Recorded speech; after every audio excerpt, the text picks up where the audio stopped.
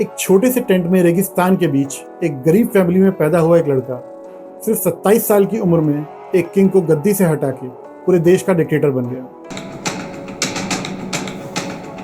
ये कहानी है मुअम्मर गद्दाफी की, जिसका जीवन पावर, ग्लैमर और पागलपन से भरा था। उसने इजराइल के खिलाफ ओपन वॉर की धमकी दी, अमेरिका से पंगा लिया और जो उसके खिलाफ बोलता वो मारा जाता। उसकी सिक्योरिटी सिर्फ लड़कियों की एलीट कमांडो टीम करती थी। इसने चेहरा प्लास्टिक सर्जरी से चेंज करा लिया ताकि हमेशा यंग लगे।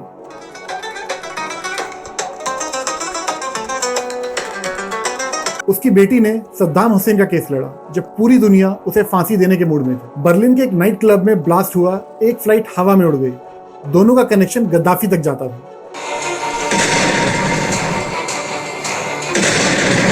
मिडिल ईस्ट के कई देशों में लोग सड़कों पर निकल आए डिक्टेटरशिप के खिलाफ, जिसे अरब स्प्रिंग कहा गया। तो लिबिया में भी लोग उठ खड़े हुए और फिर जहां से उसका सफर शुरू हुआ था वहीं पर लोगों ने उसे टॉर्चर करके मार डाला।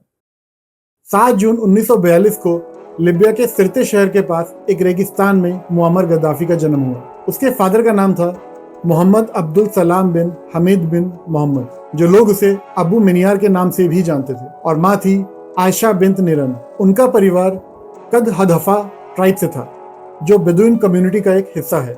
बेदुइन लोग अक्सर नॉर्थ अफ्रीका और मिडिल ईस्ट के रेगिस्तान में ऊंट और बकरियां चराकर जीवन बिताते हैं। गद्दाफी का बचपन काफी गरीबी में बीता, लेकिन उसके फादर ने उसकी पढ़ाई में कभी कमी नहीं आने दी। पहले उसे एक लोकल इस्लामिक टीचर के पास भेजा गया, फिर सिरते के पास के एक एलिमेंट्री स्कूल में दाखिल कराया गया। उस समय गद्दाफी मस्जिद में रात को सोता था और जब स्कूल बंद होता तो 32 किलोमीटर तक पैदल चल के घर जाता। 1956 से 1961 के बीच गद्दाफी ने फैजान रीजन के सेबा प्रेपरेटरी स्कूल में पढ़ाई की। यहीं पर उसने पहली बार पैन अरब न्यूज़पेपर्स पढ़े और रेडियो सुनना शुरू किया। रेडियो पर वो अक्सर कायरो से ब्रॉडकास्ट होने वाला show voice of the Arabs सुना करता था। उस टाइम मिडिल ईस्ट में काफी बड़े बड़े पॉलिटिकल इवेंट्स हो रहे थे। 1948 में अरब इजरायली वॉर हुई थी, जिसमें इजराइल ने इजिप्ट, जॉर्डन, इराक, सीरिया और लेबनान जैसे 5 अरब कंट्रीज की मिलिट्री को हरा दिया। फिर 1952 में इजिप्शियन रेवोल्यूशन हुआ, जहां ब्रिटिश सपोर्टेड किंग फारूक की सरकार को कर्नल गमाल अब्दुल नासिर और उसके group society of free officers ने मिलिट्री कूप के जरिए हटा दिया। फिर 3 साल बाद 1956 में स्विस क्राइसिस हुआ, जब नासिर ने स्विस कैनाल, जो ब्रिटेन और फ्रांस के कंट्रोल में था, उसे नेशनलाइज कर दिया। इस पर ब्रिटिश, फ्रेंच और इजरायली फोर्सेस ने इजिप्ट पर अटैक कर दिया, लेकिन बाद में अमेरिका, सोवियत यूनियन और यूएन के प्रेशर में सीज फायर हुआ। ये सब इवेंट्स गद्दाफी को काफी इन्फ्लुएंस कर रहे थे। उसने नासिर को अपना हीरो और रोल मॉडल बना लिया।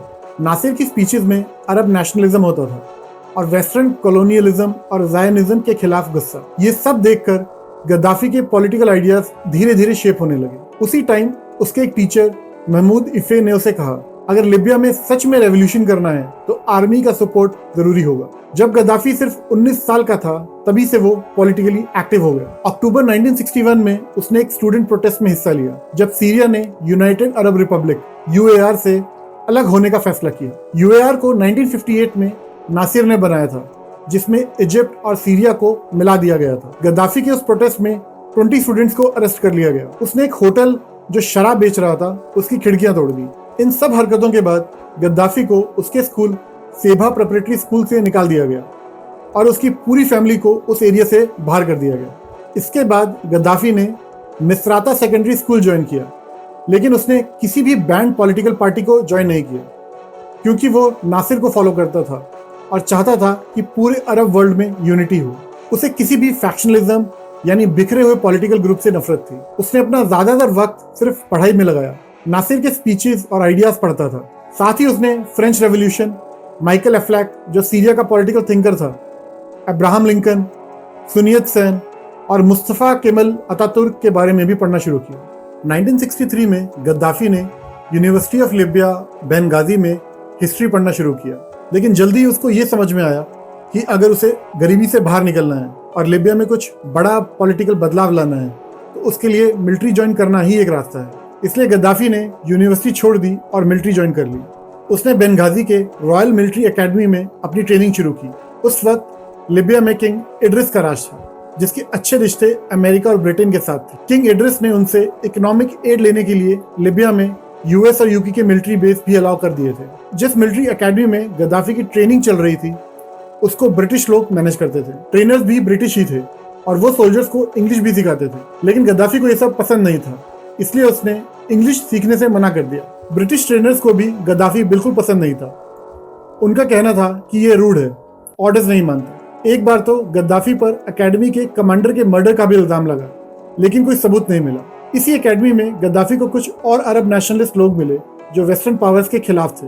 1964 में गद्दाफी ने एक रेवोल्यूशनरी ग्रुप बनाया जिसका नाम रखा फ्री ऑफिसर्स मूवमेंट, बिल्कुल उसी तरह जैसे गमाल अब्दुल नासिर ने इजिप्ट में बनाया था किंग फारूक की सरकार गिराने के लिए। गद्दाफी और उसके साथी चुपके से मीटिंग्स करते। उन्होंने अपनी सैलरी से एक फंड बनाया जिसे यूज करके पूरे लिबिया में घूमते और ऐसे लोगों को ढूंढते जो अरब नेशनलिज्म में बिलीव करते हो और किंग इड्रिस की गवर्नमेंट को हटाना चाहते हो। गद्दाफी ने अपनी मूवमेंट को ऑर्गेनाइज करने के लिए 12 मेंबर्स की सेंट्रल कमेटी बनाई। गवर्नमेंट को इनकी एक्टिविटीज का पता तो चल गया था, लेकिन उन्होंने इन्हें इग्नोर कर दिया, ये सोचकर कि ये सिर्फ एक छोटा सा ग्रुप है, कुछ नहीं उखाड़ सकते। लेकिन किंग इड्रिस और उसकी गवर्नमेंट ने कभी सपने में भी नहीं सोचा होगा कि ये छोटा सा ग्रुप आगे चलकर पूरे लिबिया पर राज करने वाला है। अगले साल 1965 में गद्दाफी ग्रेजुएट होकर लिबियन आर्मी के सिग्नल कॉर्प्स में कम्युनिकेशन ऑफिसर बन गया। फिर 1966 में उसको 9 मंथ्स के लिए यूके भेजा गया ट्रेनिंग के लिए। वहां उसने बेकन्सफील्ड में इंग्लिश लैंग्वेज कोर्स किया, बोविंगटन कैंप में army air corps signal training ली और हाइथ में इन्फेंट्री सिग्नल इंस्ट्रक्शन कंप्लीट की। लेकिन गद्दाफी को यूके में रहना बिल्कुल पसंद नहीं आया। उसने बाद में बताया कि ब्रिटिश आर्मी ऑफिसर्स उस पर रेशियल कमेंट्स करते थे। अपनी अरब आइडेंटिटी को प्राउडली शो करने के लिए गद्दाफी वहां जब भी मौका मिलता लिबियन ट्रेडिशनल कपड़े पहनकर घूमता था। यूके से वापस लिबिया आते ही गद्दाफी फिर से अपने फ्री ऑफिसर्स मूवमेंट को स्ट्रांग और ऑर्गेनाइज बनाने में लग गया।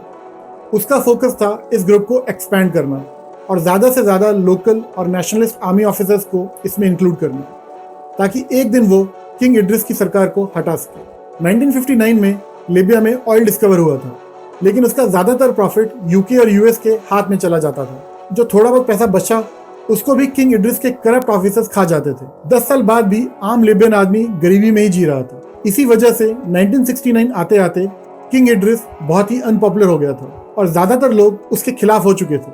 उस वक्त इड्रिस 79 साल का हो चुका था और उसकी तबीयत भी लगातार खराब रहने लगी थी, इसलिए उसका नेफ्यू हसन एस सनूसी ही डे टू डे काम संभाल रहा था। वो एक्टिंग किंग बन गया था। 4 अगस्त 1969 को किंग इड्रिस ने लिबियन सीनेट के सामने अनाउंस किया कि 2 सितंबर 1969 को ऑफिशियली हसन एस सनूसी को किंग बनाया जाएगा। उसने एक साइन डॉक्यूमेंट भी सबमिट किया, लेकिन हसन के ऑफिशियली किंग बनने के एक दिन पहले यानी 1 सितंबर 1969 को गद्दाफी ने अपना secret plan operation Jerusalem launch कर दिया किंग इड्रिस की गवर्नमेंट को हटाने के लिए।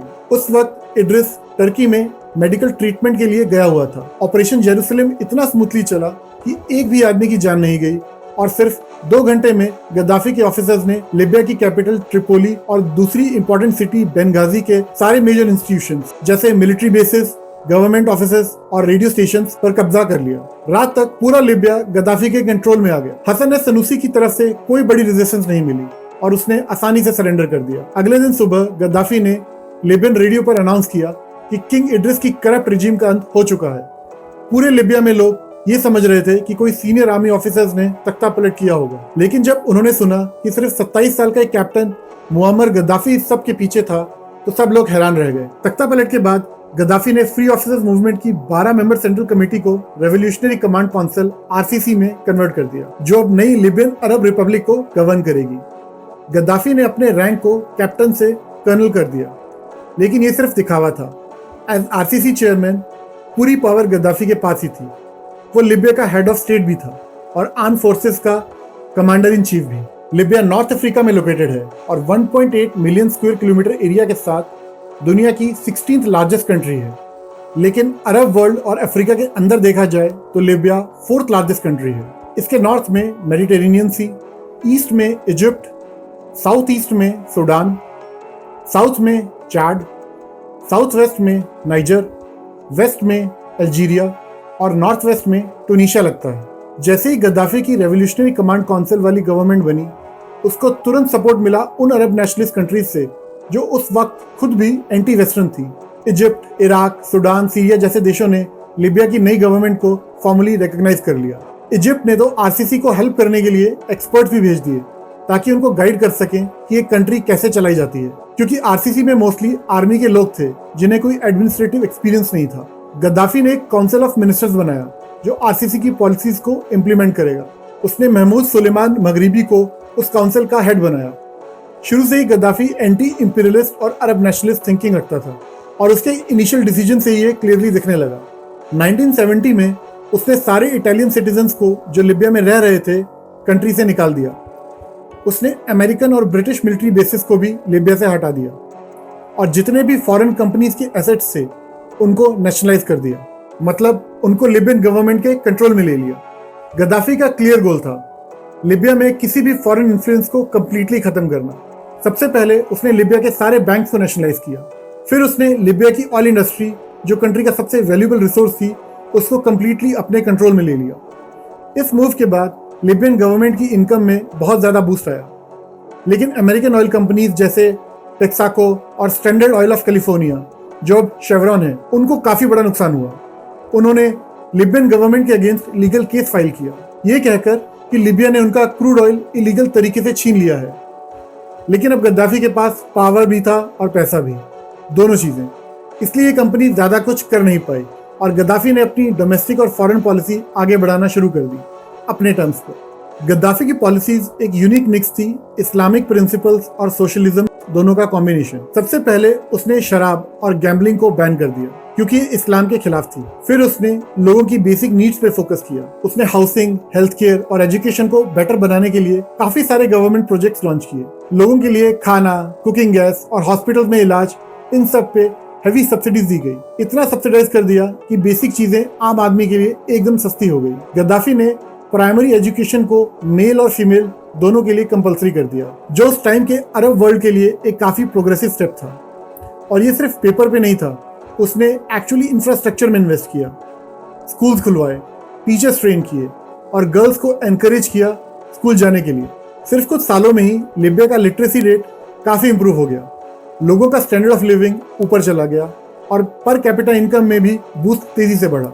एक वक्त था जब लिबिया को अफ्रीका की सबसे गरीब कंट्रीज में गिना जाता था, लेकिन गद्दाफी की इकोनॉमिक और वेलफेयर पॉलिसीज की वजह से लिबिया धीरे धीरे अफ्रीका का इकोनॉमिक पावर हाउस बन गया। गद्दाफी ने कैपिटलिज्म, सोशलिज्म और कम्युनिज्म से हटकर अपनी एक नई सोच बनाई, थर्ड यूनिवर्सल थ्योरी। उसका कहना था कि ये थ्योरी थर्ड वर्ल्ड कंट्रीज के लिए बेहतर होगी। कोल्ड वॉर के दौरान थर्ड वर्ल्ड उन देशों को कहा जाता था जो ना अमेरिका के कैपिटलिज्म से जुड़े थे ना सोवियत सोशलिज्म से। ज्यादातर ये गरीब और अंडर डेवलप्ड देश थे। गद्दाफी ने अपनी ये थ्योरी द ग्रीन बुक में पब्लिश की। ग्रीन बुक में गद्दाफी ने कहा कि रिप्रेजेंटेटिव डेमोक्रेसी असल में एक तरह की डिक्टेटरशिप ही है, क्योंकि पावर की रेस में जो जीतता है वो हमेशा सरकार का हिस्सा बन जाता है और जो हारता है वो आवाम होती है। उसने कहा कि इसका सोल्यूशन है डायरेक्ट डेमोक्रेसी, जहां लोग खुद अपनी मर्जी से पीपल्स कांग्रेस और कमिटीज के थ्रू फैसले करें। गद्दाफी के मुताबिक डेमोक्रेसी का असली मतलब है लोगों के जरिए निगरानी। उसका मानना था कि पॉलिटिकल पार्टी सिर्फ अपने फायदे के लिए काम करती हैं, ना कि उन लोगों के लिए जो उन्हें वोट देते हैं। उसने ये भी कहा कि कानून रिलीजन या ट्रेडिशन पे बेस्ड होना चाहिए और सेक्युलर लॉ को उसने इनवैलिड और इलॉजिकल बोला। इकोनॉमिक सिस्टम में गद्दाफी प्रॉफिट के कंसेप्ट के खिलाफ था। उसका कहना था कि वेज लेबर यानी सैलरी पे काम करना एक तरह की मॉडर्न स्लेवरी है। उसने कहा कि काम का फायदा वर्कर्स को मिलना चाहिए, मिल के काम करो और मिल के फायदा उठाओ, जिसे उसने पार्टनरशिप्स बोला। उसकी आइडियल सोसाइटी तब कंप्लीट होती जब प्रॉफिट और पैसा बेकार हो जाए और हर कम्युनिटी अपनी ज़रूरत का सामान खुद प्रोड्यूस कर सके। गद्दाफी ने यूनिवर्सल हाउसिंग का आइडिया भी दिया। उसका मानना था कि हर इंसान के पास रहने के लिए छत होनी चाहिए। लिबिया में उसने ये पॉलिसी काफी सक्सेसफुल तरीके से अप्लाई भी की। उसका कहना था कि जमीन किसी एक की नहीं, कम्युनिटी की होनी चाहिए और उसे लोगों की जरूरत के मुताबिक बांटा जाना चाहिए।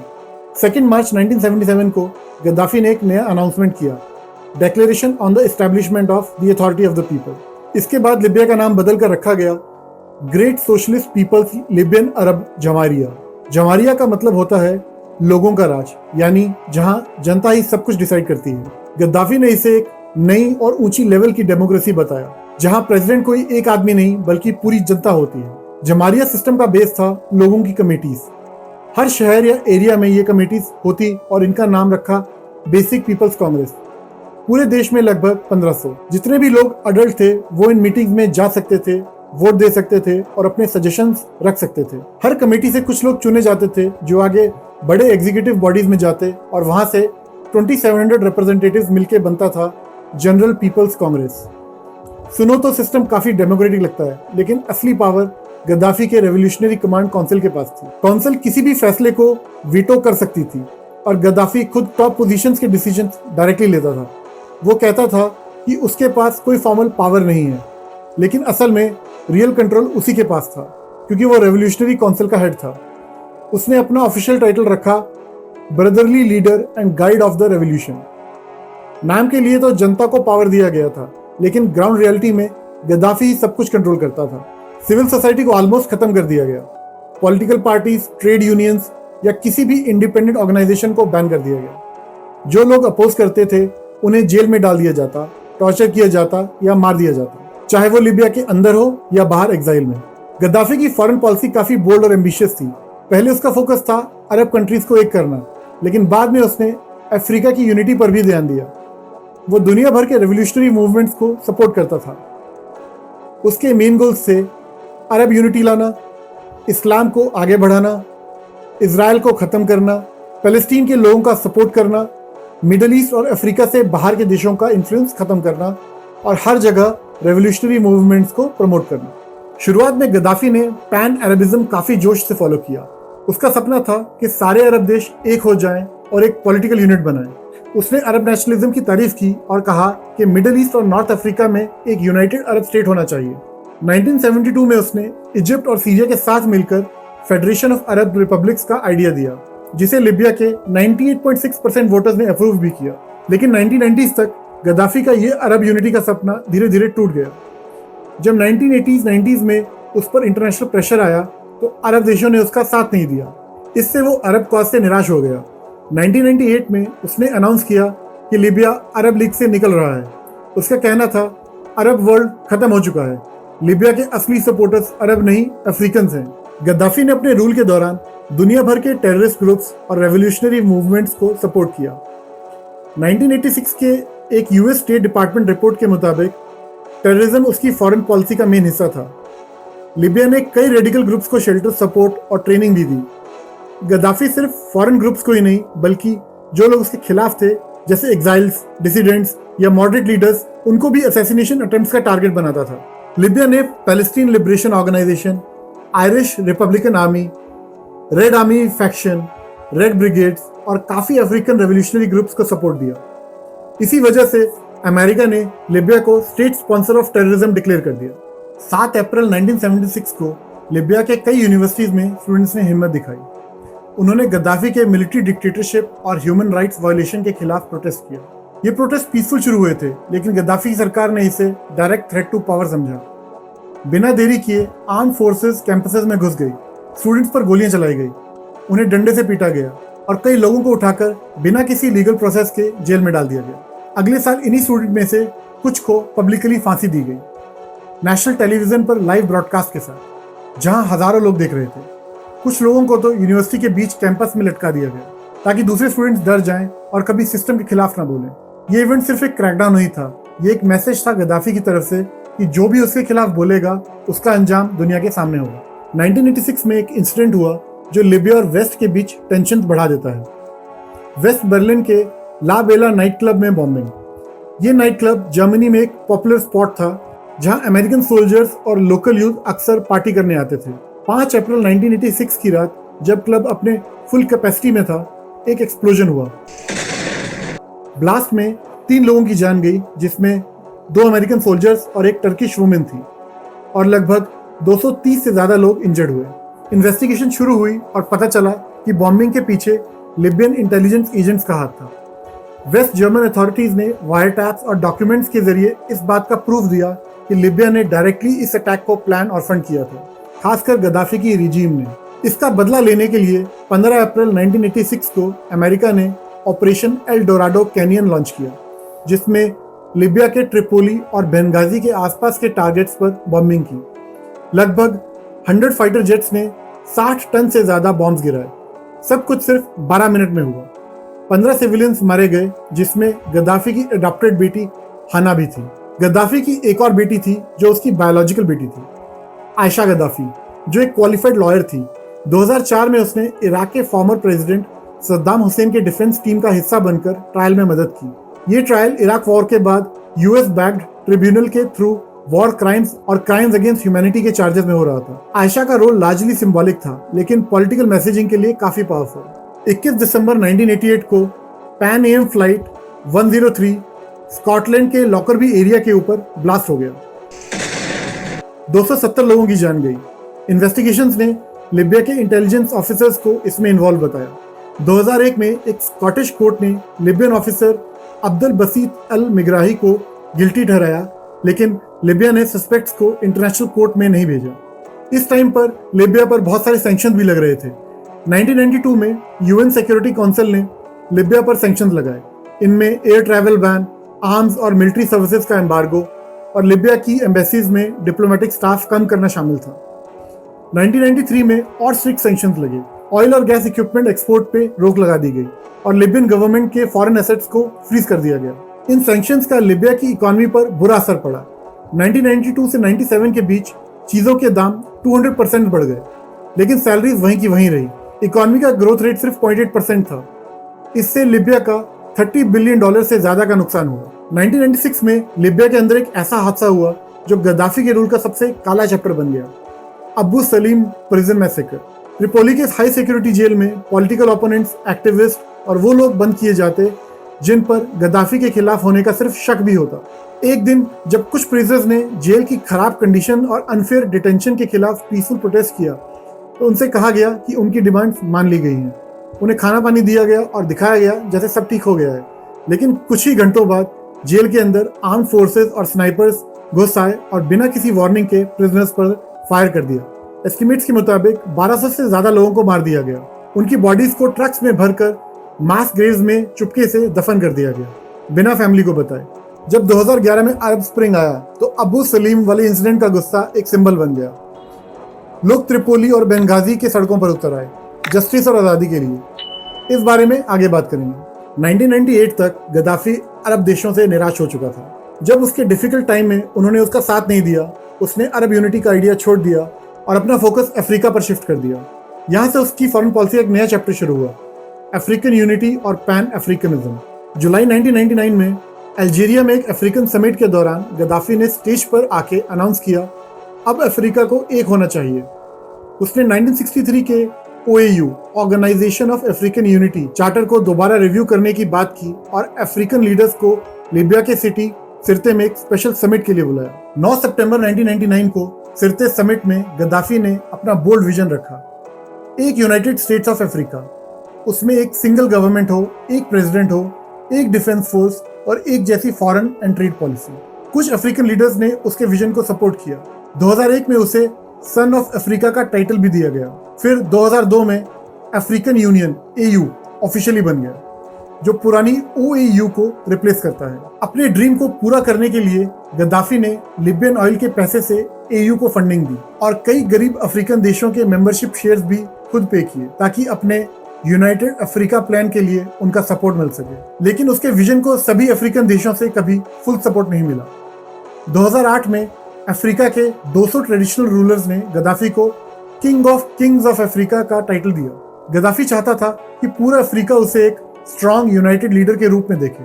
2009 में उसे अफ्रीकन यूनियन का चेयरमैन बनाया गया, लेकिन जब तक उसका सपोर्ट यूनिटी के लिए था तब तक ठीक था। पर जब उसने अलग अलग अफ्रीकन देशों के रेबल ग्रुप्स और डिक्टेटर जैसे इडी अमीन और रॉबर्ट मुगाबे को सपोर्ट देना शुरू किया तो उसकी इमेज बिगड़ने लगी।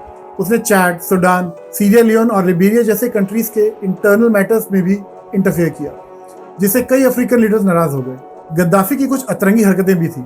गद्दाफी ने अपनी इमेज बनाए रखने के लिए मल्टीपल प्लास्टिक सर्जरीज करवाई थी। वो हमेशा यंग और कैमरा रेडी दिखना चाहता था। गद्दाफी के पास एक all female elite security force थी, अमेजोनियन फीमेल बॉडीगार्ड्स। ये वुमेन मिलिट्री ट्रेनिंग में एक्सपर्ट होती थी और हमेशा गद्दाफी के आसपास ही होती थी। गद्दाफी इन्हें पर्सनली चूज करता था। 2012 में एक कॉमेडी मूवी आई थी, द डिक्टेटर, जिसमें साशा बैरन कोहेन ने जनरल अलादीन का रोल प्ले किया। मैं वो एक्चुअली गद्दाफी पर बेस्ड थी। The inspiration of the dictator was really Colonel Gaddafi. Gaddafi ने सोचा कि अगर लीबिया को स्ट्रांग बनाना है तो उसके पास न्यूक्लियर वेपन्स होने चाहिए। लीबिया ने पहले ही 1968 में nuclear non proliferation treaty (NPT) sign की थी, लेकिन गद्दाफी ने 1975 में उसे फॉर्मली रेटिफाई किया। पब्लिकली वो कह रहा था कि न्यूक्लियर एनर्जी पीसफुल पर्पसेस के लिए चाहिए, लेकिन सीक्रेटली वो बॉम्ब बनाना चाह रहा था इसराइल को टक्कर देने के लिए। 1970 से ही लीबिया ने चाइना से बॉम्ब मांगने की कोशिश की, जो फेल हो गई, और उसके बाद अपना खुद का न्यूक्लियर इंफ्रास्ट्रक्चर बनाया, जिसमें तहुरा न्यूक्लियर रिसर्च सेंटर सबसे इंपॉर्टेंट था, जिसे सोवियत हेल्प से बनाया गया था। 1980s-90s के दौरान लीबिया ने सीक्रेट न्यूक्लियर प्रोग्राम चालू रखा और इंटरनेशनल ब्लैक मार्केट से टेक्नोलॉजी लेने लगा। सबसे बड़ा बूस्ट मिला 1997 के बाद, जब पाकिस्तान के साइंटिस्ट AQ खान से कनेक्शन बना। लीबिया को सेंट्रीफ्यूग्स, यूरेनियम एनरिचमेंट कंपोनेंट्स और न्यूक्लियर वेपन डिजाइन ब्लूप्रिंट्स मिले। लीबिया ने 10,000 से ज्यादा सेंट्रीफ्यूग्स ऑर्डर किए और कई सीक्रेट फैसिलिटीज बनाई, जैसे अल हसन, अल खाला, जंजोर और साभा। इसके अलावा लीबिया ने केमिकल वेपन्स भी बनाए, रब्ता, तरूना और सेबा जैसे प्लांट्स के जरिए। लेकिन इन सब एफर्ट्स के बावजूद लीबिया के पास न टेक्निकल एक्सपर्टीज थी, न वर्किंग बम बना पाया। 2003 में सब कुछ तब बदला जब यूएस इंटेलिजेंस ने BBC चाइना नाम की शिप को इटली में पकड़ा, जिसमें सेंट्रीफ्यूग पार्ट्स लीबिया जा रहे थे। इस एक्सपोज के बाद अपनी सेफ्टी के लिए गद्दाफी ने सीक्रेटली यूएस और यूके से बातचीत शुरू की। 19 दिसंबर 2003 को गद्दाफी ने ऑफिशियली अनाउंस किया कि लीबिया अपने न्यूक्लियर, केमिकल और बायोलॉजिकल वेपन प्रोग्राम्स खत्म कर रहा है। उसने कहा कि वो सब कुछ डिसमेंटल करेगा, इंस्पेक्टर्स को अलाउ करेगा और सारे इंटरनेशनल लॉज फॉलो करेगा। 2004 से लेकर 2014 तक लीबिया ने 55,000 पाउंड न्यूक्लियर इक्विपमेंट डिस्ट्रॉय किया, 4,000 सेंट्रीफ्यूग पार्ट्स यूएस से भेजे, 24.7 टन मस्टर्ड गैस और 1390 टन केमिकल प्रीकर्सर्स डिक्लेयर किए। केमिकल वेपन म्यूनिशंस भी डिस्ट्रॉय कर दिए। शुरू में इस डिसआर्मामेंट का काफी फायदा मिला, सैंक्शंस हट गए, ऑयल इन्वेस्टमेंट्स आए और लीबिया की इमेज बेटर हुई। लेकिन गद्दाफी बाद में डिसअपॉइंट हो गया, क्योंकि वेस्ट ने जैसे सपोर्ट का वादा किया था वैसा दिया नहीं। 2009 में उसने यूएस को भेजे जाने वाले एनरिच यूरेनियम का एक्सपोर्ट रोक दिया। 2011 के आसपास तुनीशिया और इजिप्ट में अरब स्प्रिंग शुरू हुए। अरब स्प्रिंग प्रो डेमोक्रेसी और एंटी गवर्नमेंट प्रोटेस्ट थे और इनमें आर्म्ड रेबल ग्रुप्स भी इन्वॉल्व थे। अरब स्प्रिंग्स की आग धीरे धीरे लीबिया तक भी पहुंच गई। यहाँ से गद्दाफी के 42 साल के राजकांत शुरू हो गया। शुरुआत में लोग शांति से प्रोटेस्ट कर रहे थे, लेकिन धीरे धीरे ये एक फुल सिविल वॉर में बदल गया। इसकी शुरुआत हुई थी 15 फरवरी 2011 को, जब बेनगाजी में लोग सड़कों पर उतर आए। इनका गुस्सा इस बात पर था कि एक ह्यूमन राइट्स लॉयर फेती तरबेल को गिरफ्तार कर लिया गया था। प्रोटेस्टर्स ने गद्दाफी से पावर छोड़ने और पॉलिटिकल प्रिजनर्स को रिहा करने की मांग की, लेकिन सिक्योरिटी फोर्सेस ने भीड़ पर वाटर कैनन और रबर बुलेट्स चला दिए। काफी लोग घायल हो गए। 17 फरवरी को डे ऑफ रिवोल्ट घोषित किया गया। बेनगाजी, अजदाबिया, दरना, जिंतन जैसे कई शहरों में बड़े डेमोन्स्ट्रेशंस हुए। गद्दाफी की फोर्सेस ने इस बार सीधा लाइव फायर कर दिया। दर्जनों लोग मारे गए। रिपोर्ट ये भी कह रही थी कि रिजीम ने कुछ क्रिमिनल्स को जेल से छोड़ा और पैसे देकर प्रोटेस्टर्स के खिलाफ लड़ने भेज दिया। जैसे जैसे प्रोटेस्ट तेजी से बढ़ने लगा, रेबल्स ने बेनगाजी का कंट्रोल ले लिया और त्रिपोली तक हंगामा फैल गया। तब सरकार ने फुल फोर्स यूज करना शुरू कर दिया।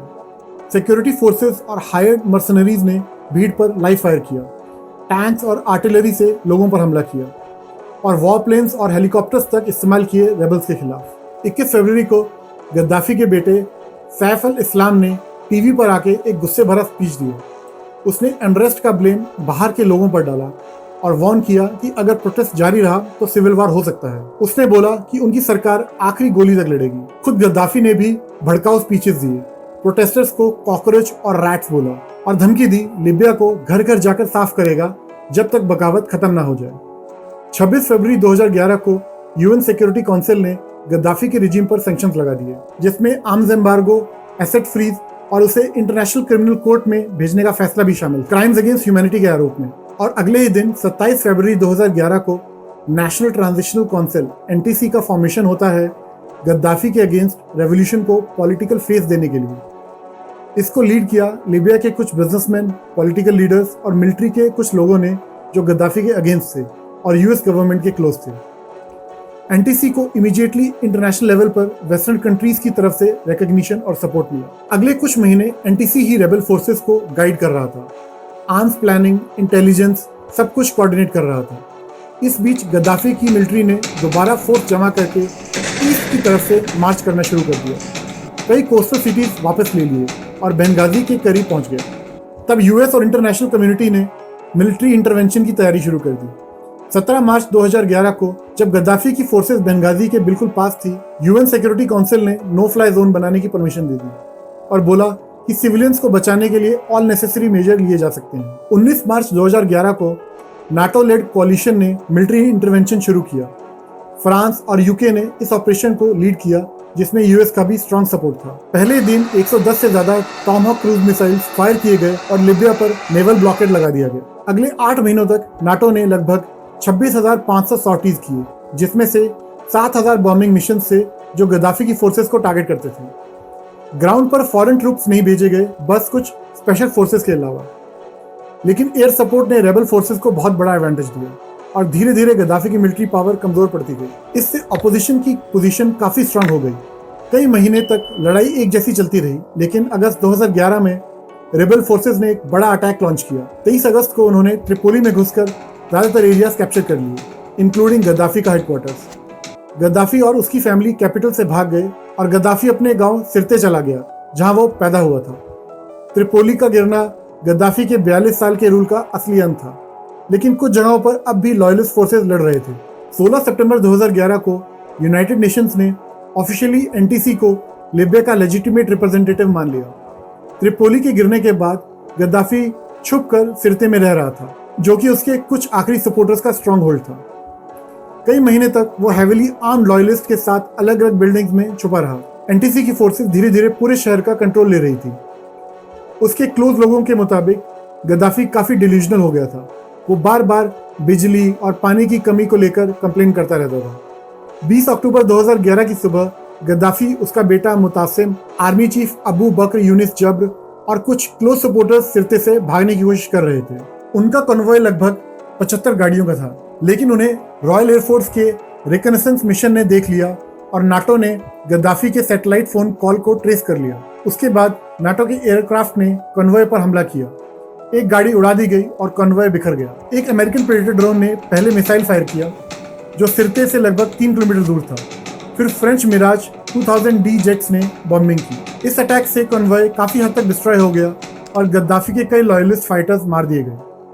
एयर स्ट्राइक के बाद गद्दाफी और उसके कुछ लोग एक ड्रेनेज पाइप में छुप गए। एनटीसी के फाइटर्स ने उन्हें वहां ढूंढ निकाला और बाहर आने को कहा। वीडियो फुटेज में दिखता है कि गद्दाफी को पाइप से बाहर घसीटा गया। उसके पैर, पीठ और सिर से खून बह रहा था। वीडियो में दिखाई देता है कि उसे पीटा गया और एक बेनेट से टॉर्चर भी किया गया और फिर गोली मारी गई। शुरुआत में एनटीसी ने कहा था कि गद्दाफी क्रॉस फायर में जख्मी होकर मरा, लेकिन वीडियो एविडेंस कुछ और ही दिखाता है। इंटरनेशनल ह्यूमन राइट्स ग्रुप ने पूरी घटना की इन्वेस्टिगेशन की मांग की, लेकिन एनटीसी ने ऑटोप्सी करने से इनकार कर दिया।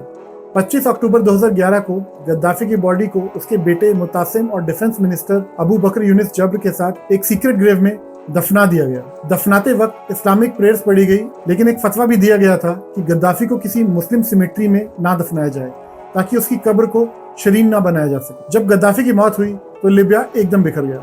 देश में केओस, सिविल वॉर और टेररिस्ट ग्रुप्स का राइज हुआ। ओपन स्लेव मार्केट्स तक दिखने को मिले। ये सब दिखाता है कि उसके राज के बाद वहाँ कोई स्ट्रॉन्ग सिस्टम या इंस्टीट्यूशंस नहीं बचे थे। गद्दाफी की मौत ने इंटरनेशनल पॉलिटिक्स पर भी काफी असर डाला। 2003 में गद्दाफी ने जब अपना न्यूक्लियर प्रोग्राम छोड़ा था, तब उसे एक पॉजिटिव एग्जाम्पल माना गया था, लेकिन जब उसके बावजूद उसका वॉयलेंट एंड हुआ तो कई अथॉरिटेरियन रिजीम्स जैसे नॉर्थ कोरिया और ईरान ने कहा कि ये एक वार्निंग है कि न्यूक्लियर वेपन देना सेफ नहीं है। इसलिए उन्होंने अपने प्रोग्राम्स को और स्ट्रॉन्ग बनाने का डिसीजन लिया।